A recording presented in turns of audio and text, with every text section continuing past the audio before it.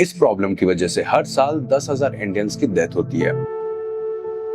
क्या मैं एक नॉर्मल पर्सन इस प्रॉब्लम को सॉल्व कर सकता है? एक ऐसी प्रॉब्लम जिसे government and billion dollar system भी सॉल्व नहीं कर पा रहे।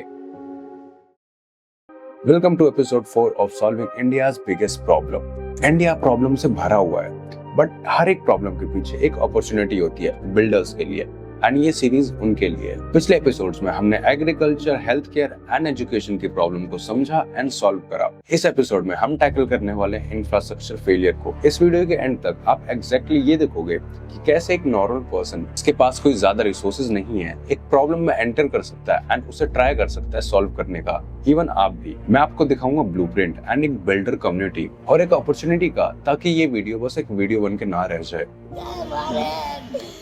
ये हैं ईशा। इनकी उम्र है 38 साल and she just lost her husband. 28 जून 2024 को उनके हस्बैंड रमेश कुमार, जो कि एक कैब ड्राइवर थे, दिल्ली एयरपोर्ट टर्मिनल 1 के बाहर अपनी लाइन में खड़े थे एंड सडनली टर्मिनल की रूफ गिर जाती है। गवर्नमेंट ने उनके परिवार को 20 लाख का कंपनसेशन दिया, लेकिन आप और मैं दोनों जानते हैं कि कितना भी पैसा एक लाइफ को जस्टिफाई नहीं कर सकता।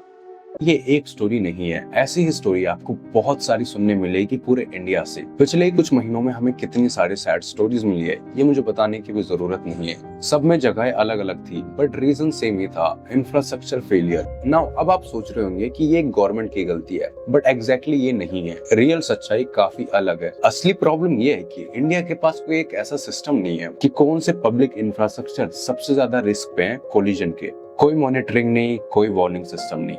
हमें पता तब चलता है जब स्ट्रक्चर ऑलरेडी गिर चुका होता है एंड तब तक काफी लेट हो चुका होता है। एंड इसमें स्पेसिफिकली किसी की गलती नहीं है, ये बस एक ब्रोकन सिस्टम है जहाँ पे हमें तब पता चलता है जब इंसिडेंट ऑलरेडी हो जाता है। जिस मोमेंट पे मैं ये वीडियो शूट कर रहा हूँ, मुझे जस्ट पता चल रहा है कि बिहार में एक पुल है जो कि पूर्णिया को भागलपुर से कनेक्ट करता है एंड उस पुल को मैंने पिछले कुछ सालों में काफी बार यूज करा है। वो कोलैप्स हो गया है राइट नाउ। टूट गया बिहार के आधे हिस्से से पूर्वी बिहार का संपर्क। हर साल 13,000 इंडियंस, मतलब एक दिन में 35 से 40 इंडियंस अपनी लाइफ खोते हैं पूरे इंडिया में, सिर्फ इसीलिए कि कोई मॉनिटरिंग सिस्टम नहीं है इंफ्रास्ट्रक्चर फेलियर के लिए। और अगर ये चलता रहा, अगले 10 सालों में 3 लाख से ज्यादा डेथ होगी because of this problem. And सबसे दर्दनाक चीज ये है कि अगला ब्रिज या फिर अगली बिल्डिंग या फिर अगला कौन सा ऐसा पब्लिक इंफ्रास्ट्रक्चर फेल होने वाला है, वो किसी को नहीं पता। वो इंसान जो उस स्ट्रक्चर का यूज कर रहा है राइट नाउ, उसे ये नहीं पता कि उसकी लाइफ है रिस्क पे, क्योंकि हमें भी नहीं पता। सो मैंने सोचना स्टार्ट करा कि इस प्रॉब्लम का सोल्यूशन क्या हो सकता है। प्रॉब्लम तो क्लियर थी कि इंडिया के पास कोई मॉनिटरिंग सिस्टम नहीं है ये देखने के लिए कि कौन से इंफ्रास्ट्रक्चर एसेट सबसे ज्यादा रिस्क पे है। नाउ अब इसका ऑब्वियस आंसर क्या बनता है, हमें ज्यादा इंस्पेक्शन चाहिए इन पब्लिक इंफ्रास्ट्रक्चर के, विच इज ट्रू। हर एक पब्लिक इंफ्रास्ट्रक्चर को रेगुलरली चेक करना कि उसमें कोई रिस्क तो नहीं है। देन मैंने वही करा, मैंने ये देखना चालू करा कि राइट नाउ इंडिया का इंस्पेक्शन सिस्टम कैसा है स्ट्रक्चर्स को लेते हुए।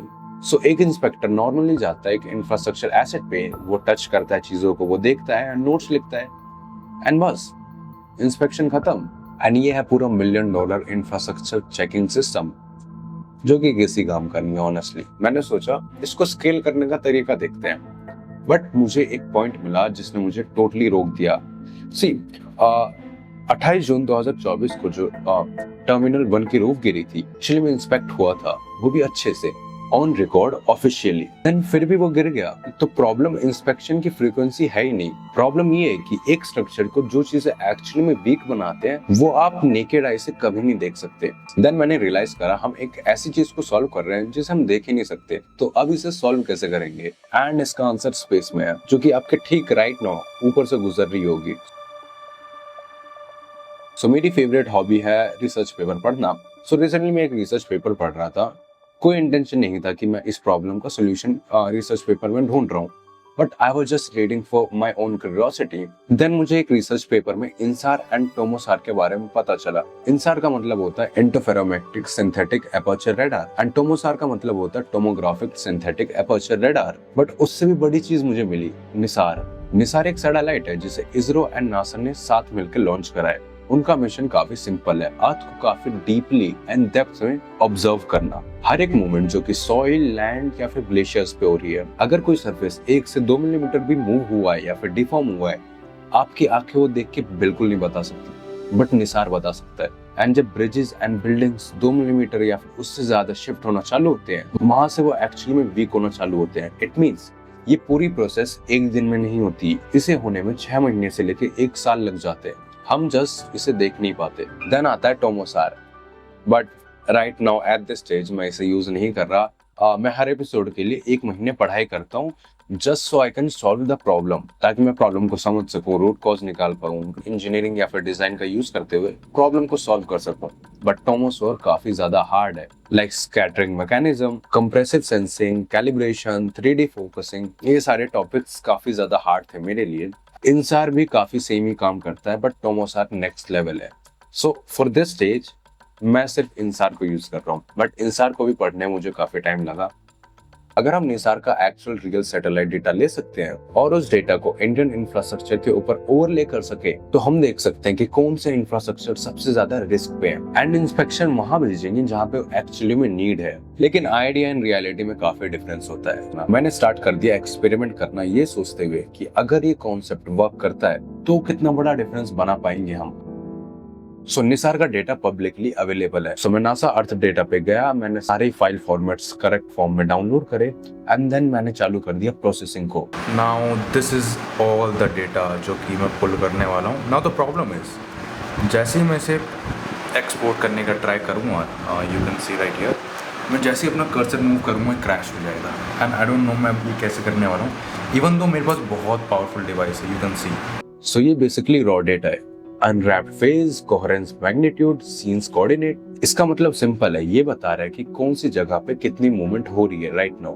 तो हमारा पाइपलाइन काम कैसे करता है, पहले डिफॉर्मेशन सिग्नल को एक्सट्रैक्ट करता हूँ, देन मैं लो कॉन्फिडेंस एरियाज को फिल्टर कर देता हूँ, बट जहां डेटा रिलायबल नहीं है वहां से सिग्नल को इग्नोर करवाना, देन फेजेस को मिलीमीटर में कन्वर्ट करना, और फिर हर इंफ्रास्ट्रक्चर एसेट को उस रेस्टर के अगेंस्ट सैंपल करना। एंड जब ये प्रोसेस कंप्लीट हुआ तो स्क्रीन पे शो हो रहा था 33,606 इंफ्रास्ट्रक्चर एसेट जिसको हम मॉनिटर कर रहे थे। बट इसमें एक प्रॉब्लम है, राइट नाउ मैं बस दिल्ली के इंफ्रास्ट्रक्चर एसेट को मॉनिटर कर रहा हूँ। इंडिया का मैं करना चाहता हूँ, बट इंडिया में टोटल 20 लाख से ज्यादा इंफ्रास्ट्रक्चर एसेट है, एंड उन सारे डेटा को प्रोसेस करने के लिए मुझे नीड है सबसे पावरफुल सर्वर्स की, जो कि राइट नाउ मेरे पास नहीं है। बट मेरे पास मेरा पावरफुल वर्क स्टेशन है जिसमें मैं एटलीस्ट दिल्ली के सारे इंफ्रास्ट्रक्चर एसेट को प्रोसेस कर सकता हूँ।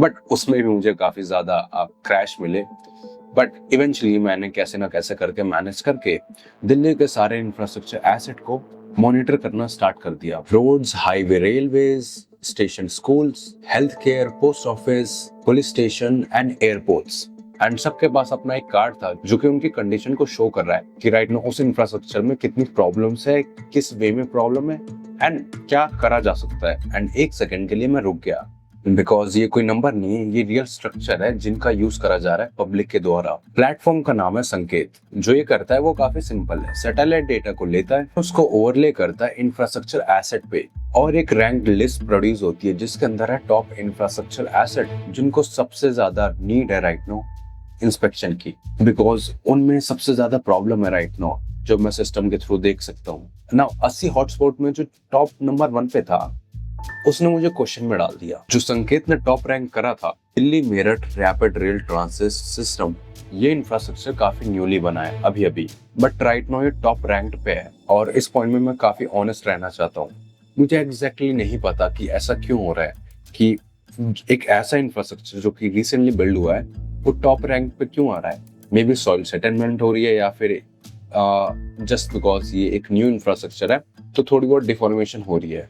लेकिन सिग्नल का मतलब क्या होता है कि इसको स्पेशल नीड्स है इंस्पेक्शन में। संकेत का काम ये है कि इस इंफ्रास्ट्रक्चर डेटा में ये चीजें जो कि इसे इम्पैक्ट कर सकती है, एंड ये एक बहुत बड़ा लेवरेज पॉइंट है। अभी इंडिया में कोई इसके बारे में नहीं जानता है, कोई इसका यूज आई थिंक नहीं कर रहा है कि कौन से ब्रिजेस पहले चेक करना है, कौन से रोड पहले चेक करना है, कौन से बिल्डिंग्स। संकेत कोई गेस नहीं कर रहा है, ये एक्चुअल डेटा पे डिसाइड कर रहा है कि कहाँ पे इंस्पेक्शन की सबसे ज्यादा नीड है। बट ये बिल्कुल परफेक्ट नहीं है। अभी हम जस्ट एक सीन यूज कर रहे हैं निसार का, एंड जस्ट हम दिल्ली एनसीआर को कवर कर रहे हैं। बहुत कुछ बिल्ड करना बचा है, time series monitoring, multiple scenes, weather data and on ground sensors. लेकिन जो इस पॉइंट पे है वो रियल डेटा है, ये कोई सैंपल डेटा या फिर कोई फेक डेटा नहीं है, दिस इज रियल। एंड एक रियल क्वेश्चन, अगर ये स्केल होता है तो अगर इंडिया के पूरे 19,16,255 यूनिट को अगर हम मॉनिटर कर पाए तो कितना बड़ा डिफरेंस बना पाएंगे हम। अगर ये रियल में एग्जिस्ट करेगा तो कितनी लाइव्स बचेगी, बट इसके बारे में अभी किसी को नहीं पता है। जिन लोगों की लाइफ ये एक्चुअली में सेव कर सकता है, बट इन रियलिटी कोई डिफरेंस आया ही नहीं। पीपल लाइक रमेश जिन्होंने अपनी लाइफ को खोया है एक इंफ्रास्ट्रक्चर एसेट फेलियर में,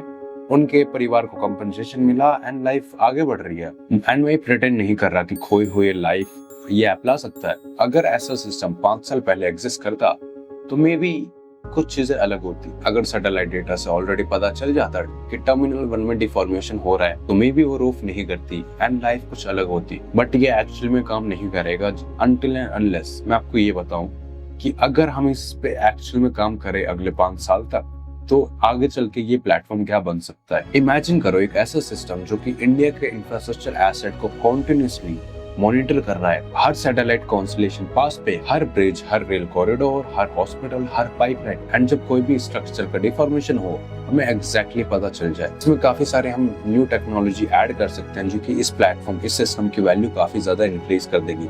जैसे टोमोसार यूज कर सकते हैं एंड कुछ ऐसे टेक्नोलॉजी जो राइट नाउ अफोर्डेबल नहीं है but they can be scale करा जाए तो। एंड वो करना ठीक भी नहीं है जस्ट प्रोटोटाइप पे।